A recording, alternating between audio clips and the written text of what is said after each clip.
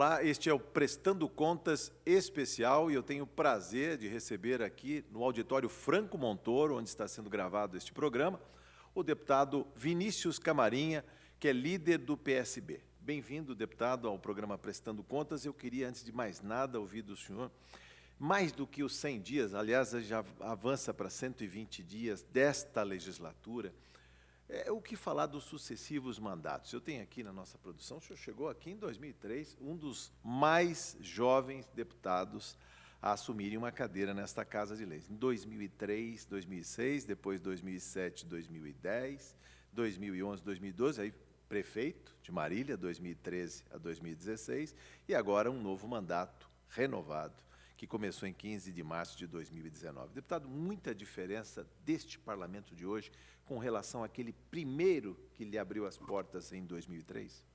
Bom, primeiro, Jorge, é um prazer estar aqui com vocês, prestando contas do nosso mandato, a saudar os telespectadores da TV Assembleia, toda a sua equipe aqui da TV. Eu acho que é fundamental a gente prestar contas, né, do nosso trabalho. Quem nos pôs aqui foi a população, e a população precisa saber o que é que nós estamos fazendo, o que é que nós estamos pensando, quais os encaminhamentos que nós temos aqui no parlamento. Em relação à tua pergunta, o parlamento mudou muito, sim. Nós temos hoje uma renovação que beira quase 60%, muita gente nova que nunca sequer teve contato com a vida pública e nem política, a gente nunca teve contato com o assunto público, então não tem muita intimidade com os temas relacionados à vida pública. Muita gente que é nova, mas já tem um certo contato com a vida pública, e muita gente que se elegeu também nas redes sociais. Então você tem um mix de renovação aqui interessante, e eu acho super importante, porque cada vez mais que nós conseguimos fazer do parlamento um parlamento representativo, Plural, pregando todos os segmentos da sociedade, ele vai ser muito divergente, ele vai ter muito debate, ele vai ter muita divergência entre ideias, mas ele vai ser muito útil, ele vai ser muito funcional para a vida das pessoas, porque é com essas características que funciona o parlamento, na discussão de ideias, na discussão de representação, na formação de segmentos da sociedade, que aí, no dia a dia, e nas votações, você vai costurando o consenso e vai buscando um projeto ideal. Mas o bom é que nós tenhamos aqui toda a forma de representação, desde etária, desde segmento racial, desde segmento social, religioso, e a Assembleia hoje, você percebe que tem uma boa representatividade. Como é fazer política? Discutir grandes temas da política e colocar o parlamento como um planejador do futuro de 44, 45 milhões de paulistas nesse estado. Eu digo isso, como o senhor diz, que alguns vieram para cá sem nunca ter a lida política. Seja um nome na política, uma família, ou, digamos, uma atitude na política. Nunca gastou a sola de sapato pedindo votos e dessa vez foi pedir votos, mas já tinha uma extensa, uma vasta rede social, digamos assim, que já articulava alguns temas. Eu acho que isso não diminui ninguém, nem quem já fez política e quem não fez política. Eu sou radicalmente contra a fala de que o bom político é aquele que nunca fez política, né? Eu acho que a boa política e o bom político é quem faz a boa política. Não importa se ele já praticou política, se ele já foi no passado ou exerceu algum mandato, ou se nunca fez. Eu acho que vale a gente avaliar a relação política que ele tem com os seus ideais, com as suas características, com a sua pauta aqui no parlamento. Eu acho que é isso que a gente tem que avaliar na vida pública, né? Eu vejo com muito oportunismo, às vezes, diálogos condenando quem já tem uma história na vida pública. Como se fosse uma coisa ruim, e não é. Muito pelo contrário, você tem gente boa e você tem gente ruim, nas duas pontas, nos dois extremos. Tem muita gente boa que está chegando agora e nunca viu falar de política, nunca praticou, e tem gente ruim também, que chega aqui com outros ideais. E na mesma outra ponta, tem pessoas que têm uma trajetória de vida pública, têm um conhecimento fantástico que vai ajudar a construir as soluções que o Brasil precisa, que sabe construir, sabe direcionar a solução para os problemas que nós estamos vivendo. E esse pessoal que está chegando também tem uma colaboração enorme também. Eles vão dar a sua colaboração de mundo, de sociedade, de solução, conforme a visão de mundo que eles têm de pessoas que nunca tiveram participação na vida pública. Então, tudo isso é muito bom. Esse parlamento tem sido um parlamento com essas características. No caso, quando chegou aqui em 2003, muito menos partidos, representações partidárias, como era fazer política naquele tempo, com os velhos da política, vamos dizer assim, e hoje com muito mais partidos, ou seja, uma necessidade de diálogo maior e até permanente. O que a gente percebe hoje, Jorge, é o seguinte, como você tem uma parte muito nova, há muita dúvida, há muita curiosidade, há muitos temas a serem desbravados aqui na Assembleia. Então, é um parlamento que se dedica em alguns temas e se dedica aos temas gerais com mais profundidade. Então, eu percebo muito isso, muitos pequenos detalhes são analisados, detalhes que pessoas que já têm uma certa experiência entendem o que nós estamos dizendo, e que esse parlamento acaba avaliando de outra maneira, acaba se aprofundando de outra maneira nos detalhes de cada projeto. E isso é bom, porque sempre você procura ouvir o outro lado e ouvir um lado novo que está chegando. Sim. Quanto à sua experiência, 4 mandatos nesta casa, um mandato de prefeito. O fato de estar no executivo é diferente, digamos, serve para, digamos, balizar as decisões. Parece que o tempo da política é diferente no parlamento, né, e no poder executivo. No executivo é a caneta, o diário oficial, parece que há muito mais celeridade. Esses dias eu fiz um comparativo com um amigo, Jorge, e ele estava falando comigo de política, que ele seria candidato a prefeito de uma cidade, o que eu estava achando, tal, que eu sugeriria a ele, e qual era a diferença de ser deputado e ser prefeito. E eu disse para ele o seguinte: o deputado é como um soldado que não foi à guerra, e o prefeito é o soldado que foi à guerra. E aí você recolhe os dois. Então você tem um soldado que foi à guerra, é um soldado que tem inúmeras experiências e viveu o combate e saiu da teoria e foi para a prática. E o soldado que não foi à guerra é o soldado que só viveu a teoria e ficou no quartel. E eu penso que é muito isso o parlamento e o executivo. Então, quem foi executivo, quem foi prefeito, quem foi governador e até mesmo quem foi secretário, tem uma relação do dia a dia com as pessoas totalmente diferente. Você é executor, você é o responsável unitário pelos problemas que você está enfrentando, ou da sua cidade, ou do seu estado. Você é o gestor exclusivo e você é o responsável exclusivo. E a demanda em cima da sua responsabilidade, da tua função, é enorme. As respostas precisam ser rápidas, a dinâmica é muito rápida, a execução tem que ser imediata, a solução para os problemas também tem que ser rápida. Então, você pega um prefeito, por exemplo, ele tem que solucionar os problemas ali diuturnamente da cidade, e o problema é dele. Por outro lado, o legislativo, ele é um poder colegiado, é um poder de grupo, é uma decisão colegiada, em que não se tem atos de execução. A Assembleia aqui não manda fazer prédio, não manda fazer hospital, não manda fazer avenida, ela pode arrumar e viabilizar recursos para o executivo fazer. Pode arrumar recursos no orçamento para construir um hospital, mas o parlamento em si não tem atos de execução.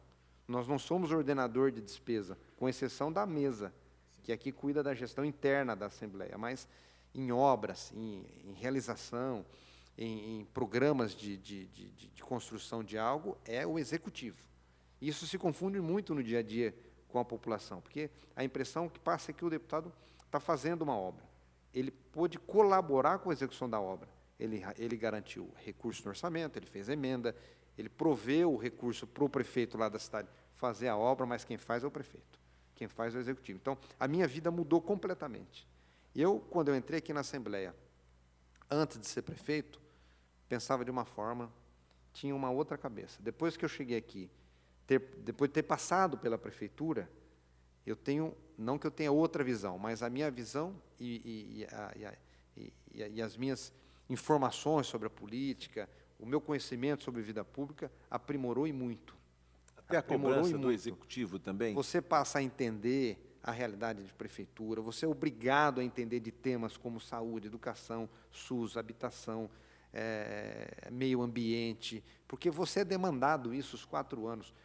O executivo é uma escola em que você não encontra em lugar nenhum. Não há uma universidade que te possa lhe dar uma experiência de conhecimento, de vida, como uma prefeitura, como um executivo. Eu sempre digo, se você der para um prefeito que foi um bom prefeito, preparado, bem intencionado, qualquer função para ele realizar, ele vai fazer. Ele vai fazer. A minha concepção de vida pública hoje é completamente outra depois de ter passado pela prefeitura, de ter sido secretário de Estado do Desenvolvimento Econômico do governo Márcio França. Então, você chega aqui com uma experiência, você chega aqui com uma sabedoria, você chega aqui como um soldado de guerra. Você soldado que ferido, foi para a guerra. Você chega ferido, o soldado que foi para a guerra. O soldado que foi para a guerra. Você chega ferido, você chega com medalha, você chega com história, você chega com amigos que ficaram no meio da batalha, com amigos que te ajudaram na batalha. É um pouco o exemplo da vida que eu encontrei nesse soldado de guerra, é o exemplo de quem passou pelo executivo. O diálogo é diferente, diferenciado em relação a outros soldados também, que são muitos aqui que já foram prefeitos e têm mandatos nessa casa atualmente, ou seja, o diálogo é mais parcimonioso, é mais terra a terra, vamos dizer assim, mais perto da realidade, porque parece que quando se vê o parlamento, mesmo discutindo a dimensão que cabe, né, em termos de prerrogativas a um deputado estadual, já são mais de 700 projetos apontados só agora, aí, em 2019, deputado. Ou seja, todo mundo quer legislar tudo, sobre tudo, né? Isso é interessante. Esse dia eu brinquei com um deputado. Você sabe que eu estou coordenando o projeto de deputados aqui, né? E estou coordenando. Vai falar sobre isso ainda. Então, eu ajudo ali na viabilidade dos projetos, né? Fazer com que os projetos encontrem acordo para poder votar, a gente encontre, dentro da ideia do deputado, convergência com as outras ideias aqui dentro. E esses dias eu até falei para falei, daqui a pouco nós vamos ver um projeto de lei aqui que vai revogar a lei da gravidade. Tamanha falta pouco quantidade de ideias que a gente encontra aqui, e não desmerecendo nenhuma delas, mas é a vontade que nós temos de solucionar os problemas da nossa sociedade. E nós temos um problema constitucional aqui do Legislativo, que todos as Assembleias de São Paulo sofrem, que é a competência restrita do Parlamento Estadual. O que fez a Constituição Federal? Deu uma margem enorme de competências para as câmaras municipais. Então, a Câmara Municipal é que faz a legislação do dia a dia da vida da cidade. Então, passa tudo praticamente do dia a dia, de rua, de organização da cidade, de meio ambiente, de saúde, coisas locais, estão relacionadas à legislação municipal. Por outro lado, a Constituição Federal deu ao Congresso Nacional, e aí Senado e deputados federais, toda a competência criminal, civil, ambiental é um pouco compartilhada conosco, mas a civil não, a penal não, o processo penal não.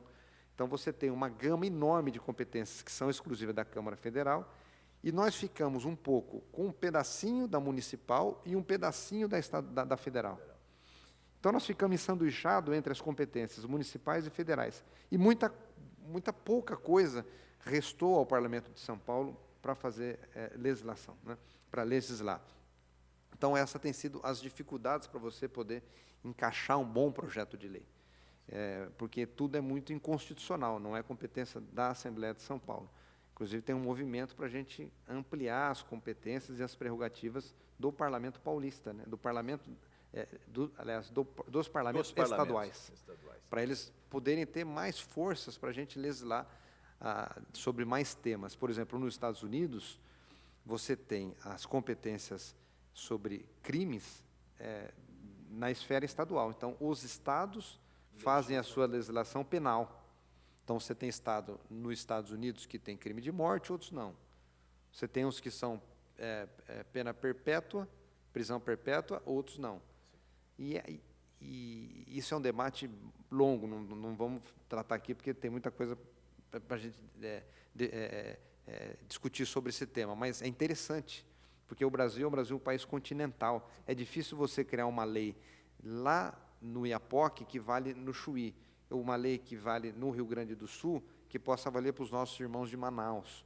São realidades diferentes, cultura diferente, clima diferente, ambiente diferente, meio ambiente diferente. Então, é preciso uma hora discutir se vale a pena, se nós delegarmos para os estados algumas competências, e é um debate interessante, que vale a pena a gente aprofundar e, aos poucos, poder avançar também. Por falar em competências, os deputados também reclamam, às vezes, da dinâmica da casa, o regimento interno. Aí é a competência dos deputados. É possível aprimorar a tramitação dos projetos, dar mais transparência, para as pessoas entenderem, inclusive, o funcionamento da casa? Quando eu cheguei nessa legislatura, eu vi um pessoal de novos deputados reclamando que a coisa não andava. E eu logo fiz uma observação. Eu falei, é evidente que não vai andar como você gostaria, porque nem todo mundo pensa como você. É claro que não. Aqui você tem uma agenda liberal, outra agenda que não é liberal, uma agenda de ideologias complexas e diferentes. Tem gente que defende um projeto ambiental e outro que defende uma agenda comercial, em detrimento do meio ambiente. Então, você não vai encontrar acordo. E vice-versa. Então, você tem aqui, por natureza de essência do parlamento, debates que nem sempre, aliás, na maioria das vezes, você não encontra consenso. Então, não vai andar do jeito que você gostaria que andasse. E é por isso que é importante você garantir, dentro do regimento interno, a oportunidade de quem é contra poder se manifestar, poder ter um tempo para dialogar sobre esse projeto, poder apresentar uma emenda para alterar ou não. Então, é esse problema, entre aspas, que as pessoas estão tentando achar um bom termo. Então, um projeto de lei, ele tem no seu prazo regimental 12 horas de discussão. Se ele for aprovado de urgência, 6 horas. Então, será que é de bom senso nós discutirmos um projeto 6 horas? Ele é o suficiente para a gente ter as dúvidas todas solucionadas?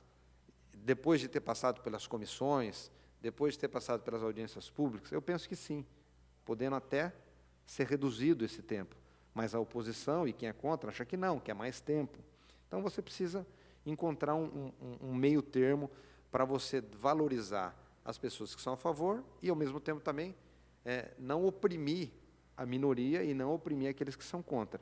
Sim. Eu vejo a Assembleia bem dividida, bem dividida. Eu confesso que eu fiquei surpreso num projeto de lei do deputado Rafael Silva, que eu achei que fosse unânime. Do cardápio em braille. Eu, por convicção, acho justo você garantir a quem tem deficiência visual, minimamente eu não estou falando todos, um cardápio em braille, para a pessoa, na sua dignidade, poder escolher, sem auxílio de outro, o que você vai ter de refeição nesse bar e restaurante. Tiveram bancadas que foram contra o projeto. Olha como é que é a diversidade de ideias e de pensamentos.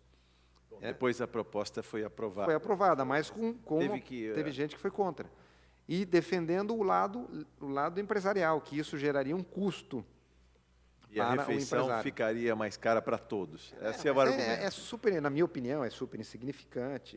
Eu acho que sobrepesar, com todo respeito a quem pensa ao contrário, entre os valores da dignidade humana e o econômico e o comercial, eu fico com a dignidade humana, porque o custo é insignificante perto do reconhecimento, da valorização da dignidade humana, né? Mas eu estou te dando exemplo, Jorge, como ficou e como é o parlamento, né? Então, sempre você vai ter essa divergência. Então, aí a pessoa, claro, que vai querer exercer o direito de obstruir, de usar o tempo para poder passar o que ela pensa. Eu queria que o senhor falasse também, deputado, ainda no tocante à costura desses projetos, nesta legislatura, como é o diálogo, a escolha das propostas que serão entabuladas. Há também a crítica, principalmente externa, que boa parte do que se aprova aqui são matérias que vêm do governo, do Tribunal de Justiça, do Ministério Público e muito pouco dos deputados. E mais do que isso, o que se aprova de deputado ainda recebe um carimbo de veto. Como é costurar os bons projetos que vão para o plenário, para discussão, debates e aprovação? Bom, lembrando, né, Jorge, quem às vezes não tem essa informação, quem são as pessoas que têm prerrogativa de enviar projetos para a Assembleia? Quem pode mandar um projeto de lei aqui para a Assembleia? Evidentemente, o Poder Executivo, o governador, o Tribunal de Justiça, mas relacionado às suas funções administrativas, né? O Ministério Público, você tem aquele percentual de 5% dos eleitores, como foi a lei do ficha limpa, então 5% do eleitorado do Estado, se não me engano, são 5 ou 1, pode apresentar um projeto de iniciativa popular e algumas outras categorias de associações ou sindicatos. Inclusive, pode apresentar, ações de inconstitucionalidade em relação a esses temas. Aliás, é só esse. Aliás, as associações e sindicatos só podem representar a inconstitucionalidade de projetos. Então, se achar que é inconstitucional, eles podem representar na Justiça a sua inconstitucionalidade. Então, o TJ exerce a sua função, o governo exerce a sua função, manda um projeto de lei e os parlamentares também procuram exercer a sua função. Ocorre que nós somos em 94. Então, se todo mundo apresentar um projeto por ano, nós vamos ter nós vamos ter 94 projetos de deputados aprovados no ano. Para um deputado é pouco, mas no todo é até razoável. E o interessante é que a Assembleia ela é presidencialista. O presidente da Assembleia é que decide a pauta nas extraordinárias. Ele que vai definir na pauta extraordinária, que é pós a sessão ordinária, o que é que vai ser pautada. Porque na sessão ordinária é tudo muito embolado, você mudar a ordem do dia, você pautar um projeto ou não, depende de votação. Então, geralmente é difícil você ter acordo. Então, acaba o presidente da Assembleia fazendo as pautas extraordinárias, que é posterior ao horário ordinário. Então, ele pauta projetos do Executivo, dessas entidades todas que eu disse, e o presidente da Assembleia deu uma sinalização que eu achei fantástica, que é, definitivamente, nós começarmos a votar projeto dos deputados, que tem boas ideias, que tem uma ressonância com a sociedade aí fora, porque todo mundo foi eleito baseado nos seus compromissos eleitorais, então teve gente que confiou nisso, então é importante que nós tenhamos aqui as ideias sendo concretizadas, e eu me coloquei à disposição do presidente para organizar esses projetos. Não é organizar na decisão, mas é buscar consenso para viabilizar a sua aprovação ou não, mas fazer que tenhamos um rito que seja conclusivo. Então, o que é que eu faço? Eu recolho os projetos dos deputados, passo para todas as bancadas darem as suas opiniões políticas no projeto, o seu parecer sobre o projeto, recolho o projeto, devolvo ao autor do projeto, para que ele, mediante essas informações, possam corrigir ou não, ou buscar um entendimento com as bancadas que são resistentes, que são divergentes. Buscar um acordo para que ele seja melhor aprovado, seja concretizado ao final. E deu super certo. É trabalhoso, evidentemente, mas deu super certo. Eu contei com o apoio de todas as bancadas, os deputados têm me ajudado muito nisso, mas hoje nós temos, no primeiro semestre, uma aprovação, salvo engano, de 15 projetos de deputados.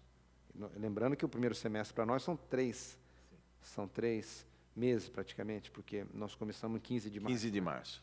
Então, nós temos uma boa safra de projetos de deputados aprovados. E não é uma fábrica assim de produção, são projetos que mexem com o dia a dia das pessoas. Falamos do deputado Rafael Silva, que é da minha bancada, que é um projeto interessante, que é em homenagem às pessoas que têm uma deficiência visual e tantos outros. Aqui, se eu disser para você, nós aprovamos bons projetos de lei, projetos que mexem com o dia a dia da nossa sociedade. Reconhecidos, inclusive, pelos autores em plenário. Aliás, veja a manifestação dos deputados em plenário ao trabalho de costura política do deputado Vinícius Camarinha.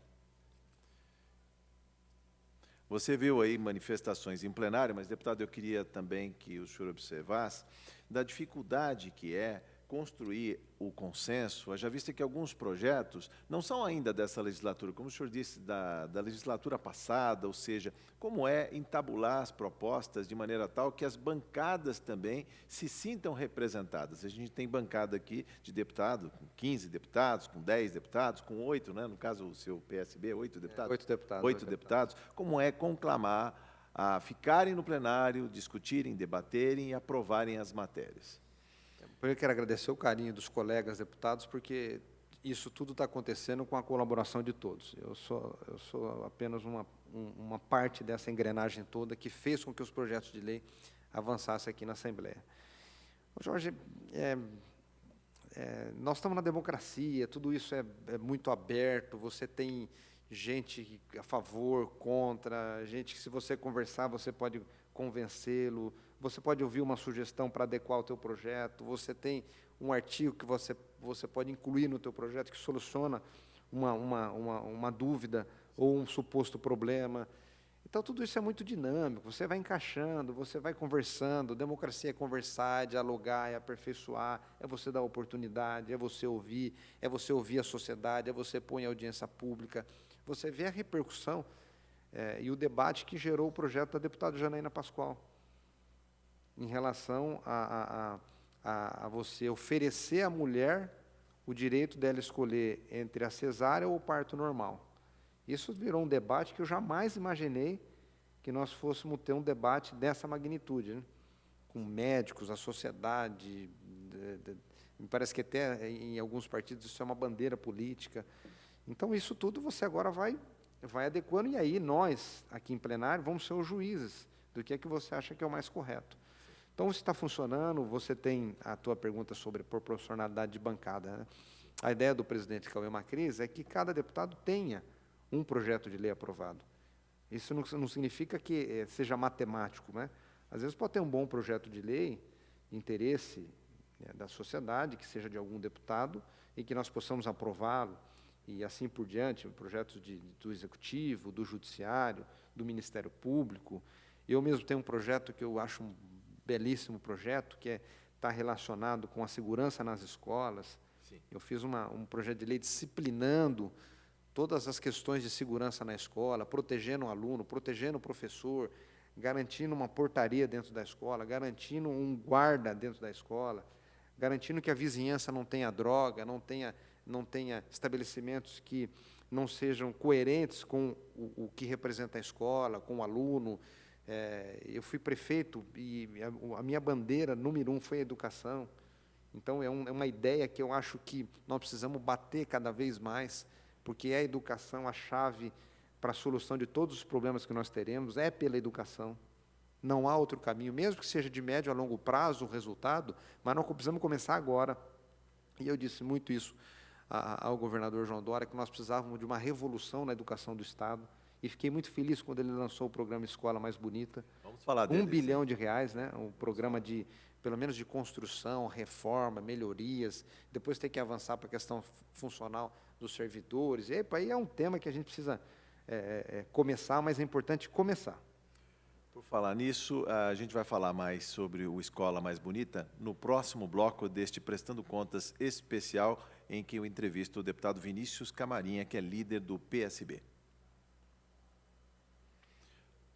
Estamos de volta no programa Prestando Contas especial, hoje conversando com o líder do PSB, o deputado Vinícius Camarinha. No bloco anterior falávamos de educação. Deputado, só para citar, 51 escolas na sua região, região de Marília, estão sendo beneficiadas por esse programa. São 11 escolas só em Marília, né, a serem beneficiadas, um investimento de R$8 milhões. Fale dessa conquista. Então, o programa é um programa do governo do Estado, e o governo do Estado, na minha opinião, acertou, está pondo R$1 bilhão em investimentos na recuperação das escolas estaduais, que, diga-se de passagem, uma parte vivendo uma situação catastrófica, né, escolas sem estrutura, sem quadra, sem manutenção, com vazamentos. Então, era um ambiente muito ruim, né? E o governo do Estado lançou esse programa. Eu consegui e pedi demais para que a nossa região fosse atendida. Então, nós temos 51 escolas da minha região oeste do estado de São Paulo. Marília, minha cidade, tem 11 escolas, mas todas as cidades receberam algum investimento em alguma escola, dentro da prioridade que o governo do estado levantou, e veio de encontro com um projeto de lei que eu estava dizendo, que era um projeto de lei que propõe uma solução para os problemas da educação, que passa pela segurança, que passa pela valorização do servidor, que passa pela estrutura física da escola, que é um dos itens, né? São vários itens que nós precisamos superando sobre o ensino estadual. Um deles é a manutenção das escolas, o outro é o funcionalismo, o outro é o método de ensino. Veja bem, Jorge, como é que pode o Estado de São Paulo ter mais de 5.000 escolas e você ter uma gestão totalmente centralizada aqui na capital, com um secretário? Na minha opinião, cada escola tinha que ter um pouco mais de autonomia. O municipalismo é uma coisa que a gente precisa refletir bastante. Então, já é a veia do ex-prefeito, do soldado que foi combater. Exatamente. Né? Você vê algumas ideias em alguns lugares. Né? Nos Estados Unidos, por exemplo, o bombeiro é municipal, a universidade é municipal, porque a sociedade está mais perto, o recurso é local, a fiscalização é local. Então, isso precisa ser repensado, não sei se no modelo municipalismo, mas uma autonomia para as escolas maiores. O diretor ter autonomia de recurso, ter autonomia para poder gerir a escola ali com a sociedade. Fazer escolhas. Então, você já pensou, uma reforma ter que sair lá do interior, passar aqui para uma regional, vir aqui para o secretário, para ele autorizar? São 5.000. São 5.000, não é lógico isso, não é racional isso. Então, a gente precisa repensar esse modelo de educação na forma que está posta. É muito problema, é muita dificuldade. Hoje, uma boa parte dos alunos, os índices são péssimos. Você tem um aprendizado que não é adequado. Nas provas em que os alunos do Estado prestam, em que pese o esforço valoroso dos profissionais da educação, a avaliação é muito ruim. Então, você pega a avaliação de interpretação de texto é baixa, a avaliação de solução de matemática é baixa, geografia, conhecimentos gerais. Se você for ver os índices, são ruins. O aluno sai sem aprender praticamente. Nós não podemos continuar nesse modelo. E como mudar a perspectiva da educação? O senhor acredita que mais recursos seriam suficientes? Aliás, essa casa aprovou recentemente a Lei de Diretrizes Orçamentárias. Em 30 de setembro chega à Casa de Leis o projeto de lei, a LOA, né? Lei do Orçamento Anual. Em agosto chega também o PPA, o Plano Plurianual 2019-2023. É possível carregar mais recursos? Haja vista que em São Paulo, os recursos carimbados para a educação já chegam aí, superam a casa dos 30%, né? 30 bilhões. 30% do orçamento do Estado vai para a educação. Então, na minha opinião, não é o maior problema. Nós não temos problema com o orçamento. Para melhorar a distribuição desse recurso. Não só a distribuição, mas a logística, né? Essa logística que eu te disse, de 5.000 escolas centralizadas num comando só aqui em São Paulo, que pesa a vontade e imagino o desejo do governo e do secretário de Estado de acertar, é muito complexo essa burocracia toda. Não dá, eu fico vendo o Ministério da Educação, 5 mil e poucos municípios. O secretário foi ministro. Eu acho que o ministro tinha que ser um consultor. Um consultor. O gestor tem que ser local. O dinheiro tem que ficar no município. A gestão tem que ser ali. Então, é essa performance que é muito difícil. Aí você vai dar um reajuste, a quantidade é enorme, porque há muita gente trabalhando, há um contingente gigantesco de funcionários da educação, então qualquer coisa que você dê reflete no orçamento. Então, tudo isso precisa ser reorganizado. Não é um movimento rápido, porque nós estamos falando de um transatlântico. Sim. Qualquer manobra é muito manobra lenta, mas ela precisa começar.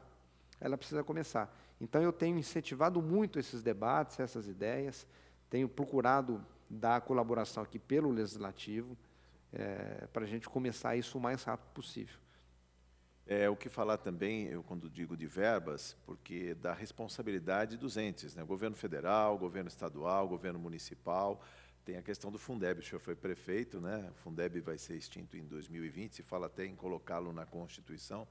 Com a população diminuindo o índice de crianças, né? A taxa de fecundidade da mulher brasileira que tem caído, ou seja, não é agora a oportunidade de fazer essa reordenação, deputado?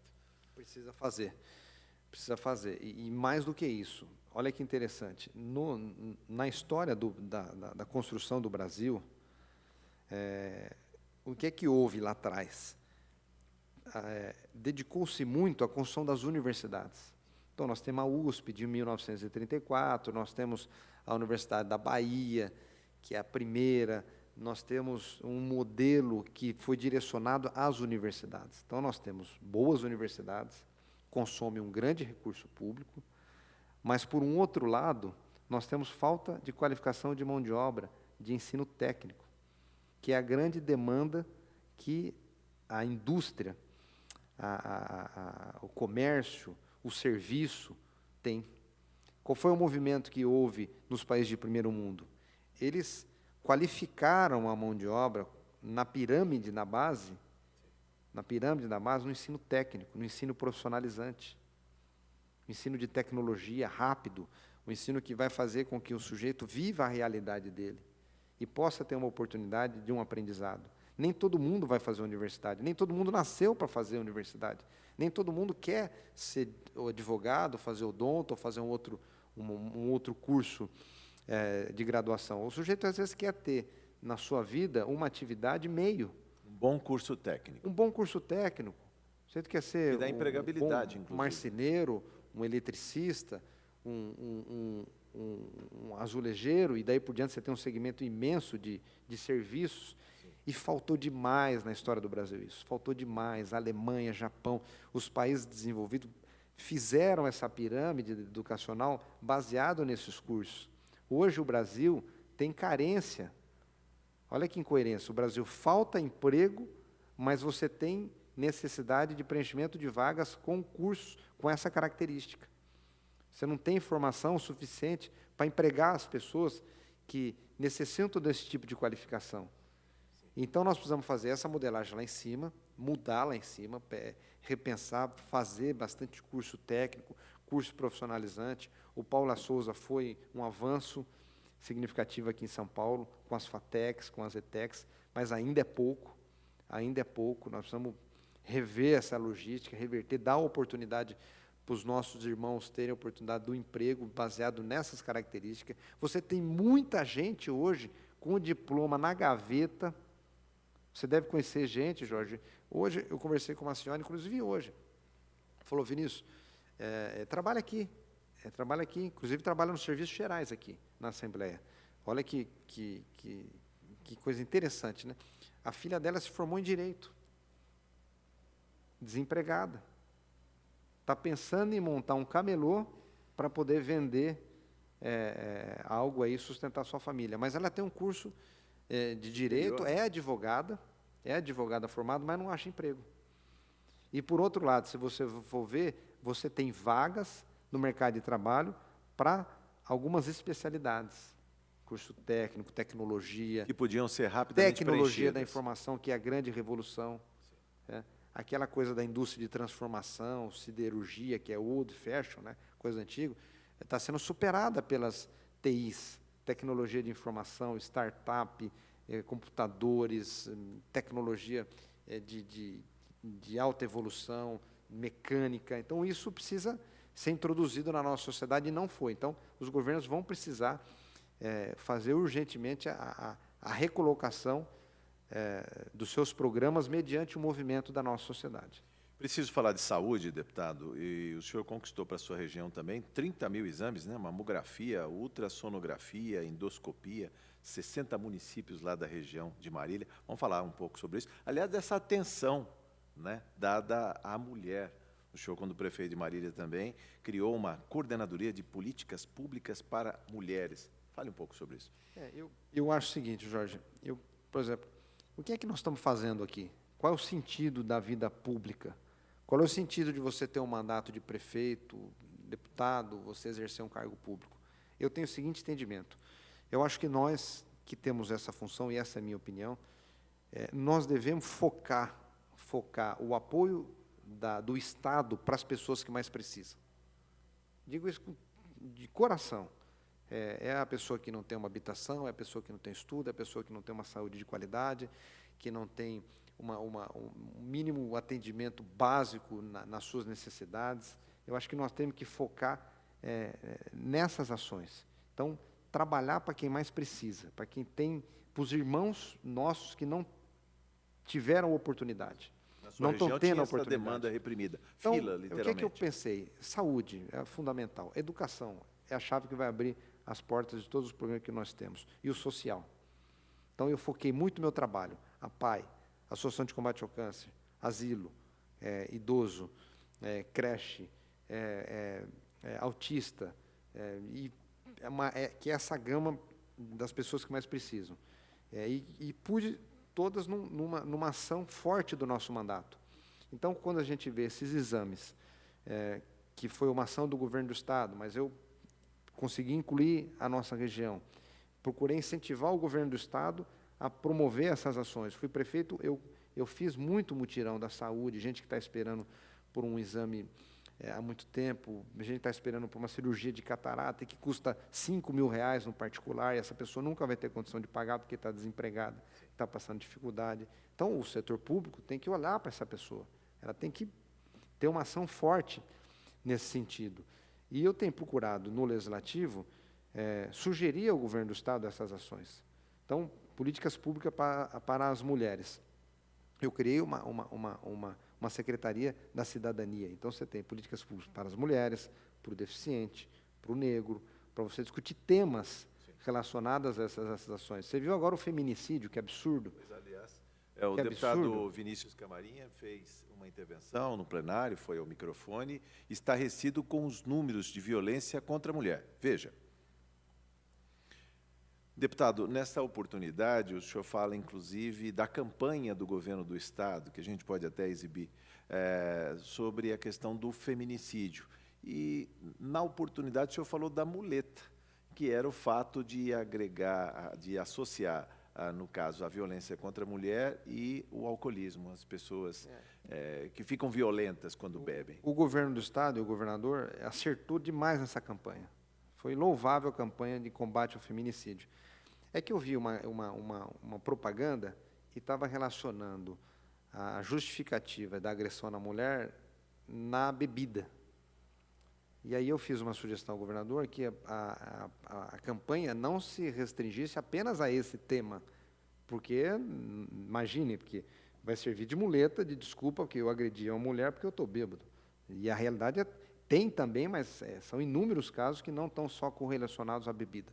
E me parece que o governo do Estado depois, não sei se por minha sugestão, mas tem um leque de campanhas relacionadas ao feminicídio. E é uma coisa séria isso. Isso é uma coisa séria. Os números que eu acabei de dizer aí, eles aumentam progressivamente de forma assustadora.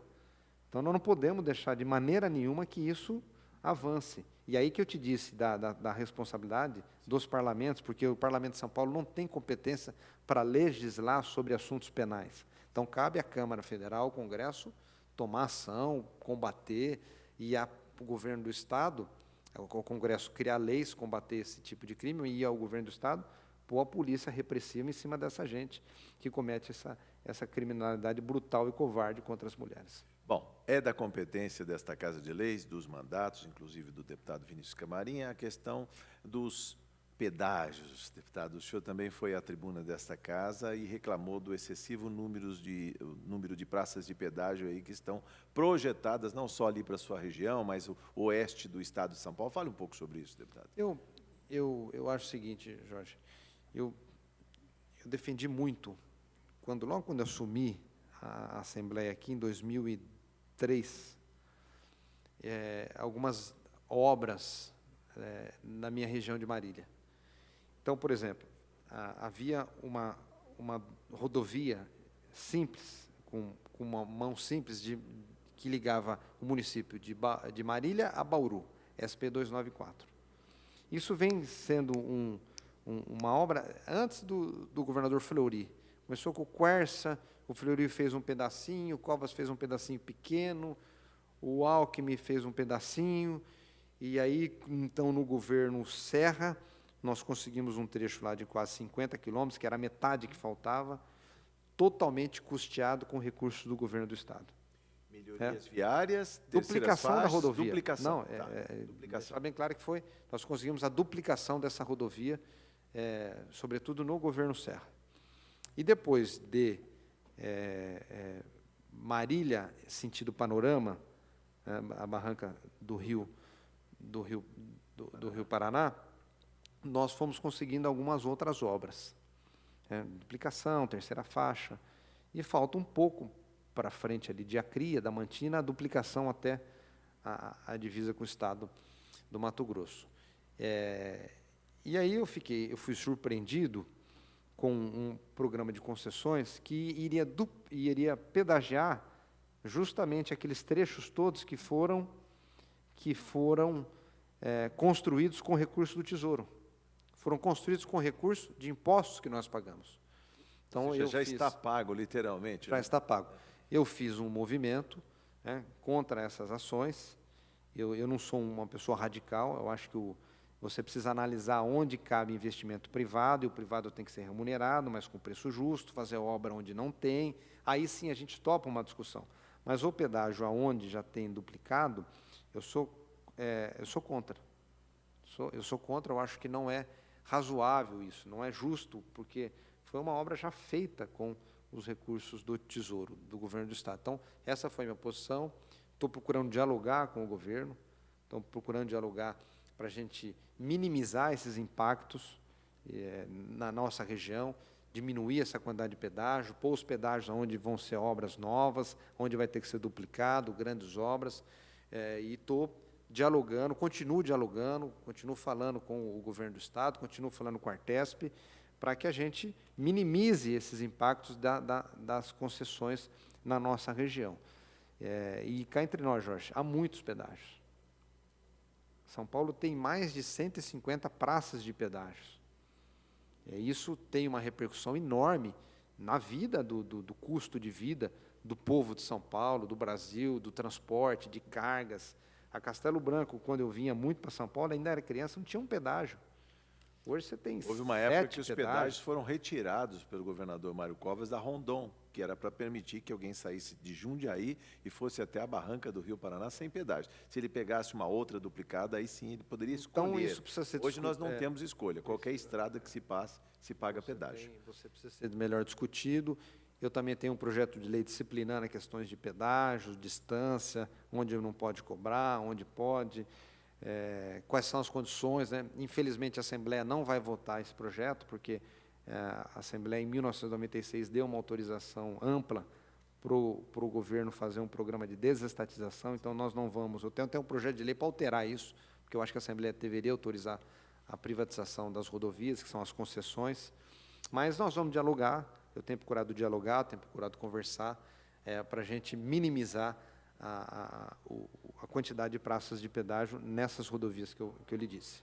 Também é da competência dos deputados estaduais a legislação na área de meio ambiente, deputado. E quem viu a sua rede social viu até um vídeo falando logo no começo, com muita energia, da sua preocupação aí com a poluição das águas aqui em São Paulo. Quem chega aqui vê um Tietê completamente poluído, as águas turvas, o Pinheiros também, que parece uma lagoa de água suja, ainda recebendo dejetos, e toda a poluição difusa das cidades. É possível brigar um pouco mais também por mais recursos para a área ambiental, para melhorar? Parece que o governador tem ideia de tornar o Pinheiros despoluído até o 2022, inclusive criar uma área turística, como se fosse Porto Madeiro, né, em Buenos Aires, assim, uma área bonita, repaginada. Paris, né? Exatamente. Porque é possível melhorar a condição dos nossos rios aqui em São Paulo, que hoje... Jorge e o telespectador que está nos acompanhando, né? É uma tristeza a gente ver o Rio Pinheiros e o Tietê, né, chegando em São Paulo com aquele fedor, com umas características. Não só os dois rios principais aqui de São Paulo, mas se você for ver os outros rios aí, na região metropolitana, os nascedouros, as lagoas, o mar, né, as praias. É um absurdo, é uma tristeza imensa a gente ver o que a humanidade está fazendo com o nosso meio ambiente. E eu escuto essa coisa de despoluição do rio também desde o governo Fleury. O governo Fleury lançou um programa forte sobre despoluição, o Mário Covas também, o Alckmin também, o Serra deve ter dado continuidade. Bom, o projeto Tietê agora, já está na sua 4ª fase, inclusive com muitos capitais de fora, né, investidos aqui, são 3 bilhões de dólares já investidos. Então, não é brincadeira, né? Nós estamos falando em quase 12 bilhões de reais. E para quem é leigo e olha o rio lá, nada mudou. Você olha o mesmo o rio feio, fedido, assim, como leigo. Então, eu pensei, poxa, nós precisamos investigar isso. Eu estou dizendo, não é investigar no ponto de vista de qualquer suspeita sobre alguém que fez coisa errada nesses investimentos. Pode chegarmos lá também. Mas eu estou dizendo investigar quem está poluindo, quem está jogando a sujeira no rio, por que ele está desse jeito, qual foi o resultado desse programa. Qual é o resultado desse programa? Eu andei lendo, diz que a mancha de poluição do rio, que era de 530 quilômetros da capital, foi bem reduzida. Foi reduzida para 130. Chega até Salto, pelo menos. Chega até Salto. Então, ótimo, teve essa redução, é um avanço, vamos constatar. Bom, quem conhece o Tietê lá em Araçatuba sabe que é um outro rio, né? É um outro rio, até temerário você entrar e falar, mas será que isso aqui é aquela poluição que a gente vê em São Paulo? Eu vou entrar nesse rio aqui? Mas né, ele vem se despoluindo com o seu caminhar.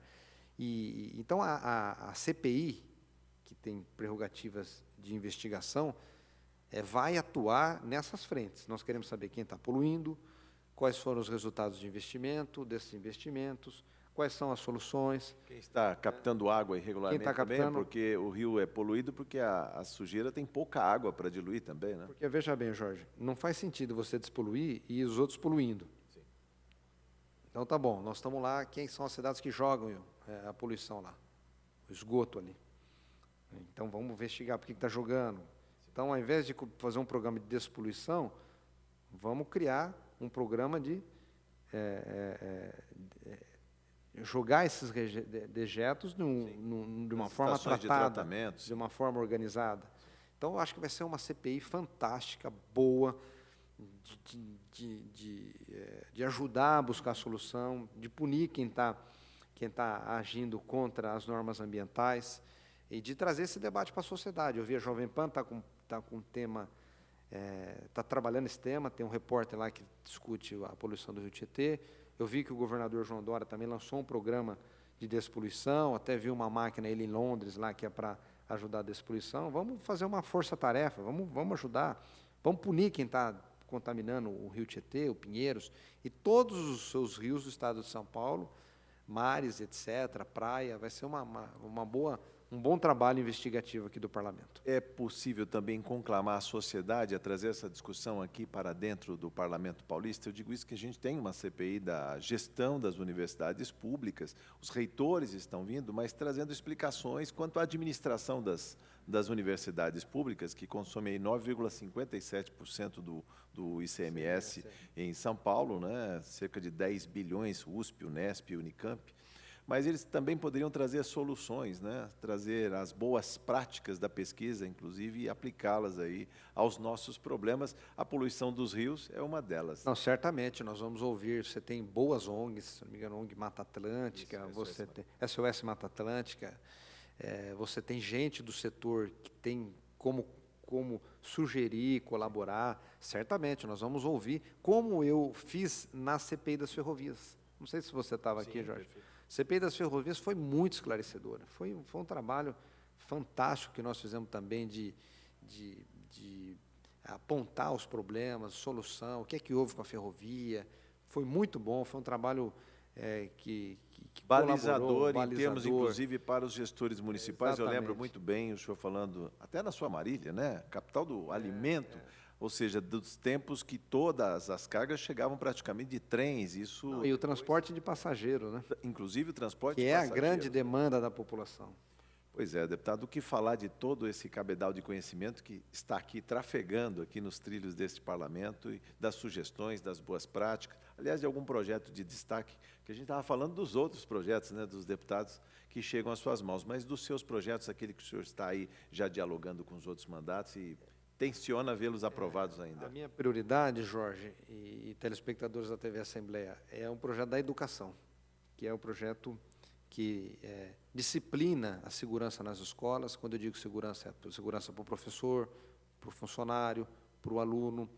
A gente assistiu aquele massacre em Suzano, a gente vê aí constantemente na internet agressão de alunos, maus alunos com os professores não têm muito o que fazer. A gente vê um ambiente escolar difícil de trabalho, a gente vê um ambiente escolar com o tráfego batendo à sua porta. Então, o Estado precisa tomar providência. Eu tenho um projeto de lei, estou dialogando aqui na Assembleia, estou dialogando com o secretário de Estado, Rosielli, para a gente torná-lo uma realidade. O projeto disciplina. Disciplina não, o projeto traz fisicamente segurança para a escola, precisa ter. Como é que você entra numa escola particular? Alguém vai te barrar, vai perguntar onde você vai. Catraca, você se identifica. Você tem um porteiro, você tem um segurança. E as escolas do Estado? Entra qualquer um, sai qualquer um. Então, você precisa ter lá segurança física. O governador Wilson Witzel fez uma proposta interessante, que é o que nós estamos também discutindo aqui. O governador Wilson Witzel chamou os policiais da reserva, não só militar, mas civil. É uma residência. Para trabalhar. Trabalhar na portaria das escolas. Na portaria das escolas. Não necessariamente morando lá. No passado havia, policiais quando eu fui prefeito, as nossas escolas tinham zeladoria. Você tinha um zelador da escola. Ele ajudava tanto a diretora na manutenção, trocar uma lâmpada, fazer um reparo em alguma coisa da escola, e ajudava a mãe a receber, a entregar o aluno na escola, atravessar uma rua, orientar o trânsito. Você tinha uma força-tarefa ali bem interessante, que é o que nós estamos propondo também no Estado.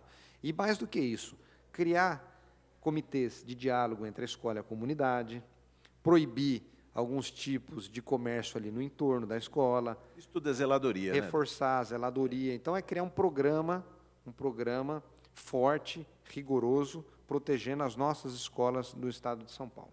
Isso é urgente. Depois, é um outro passo. Aí é o ensino, aí é a questão da educação, a valorização dos professores. Mas um primeiro passo nós precisamos dar urgentemente. O que faltou dizer, deputado, para encerrar a nossa conversa? Foi bom, já estamos aqui há uma hora, né? Mas tem bastante coisa, tem bastante coisa.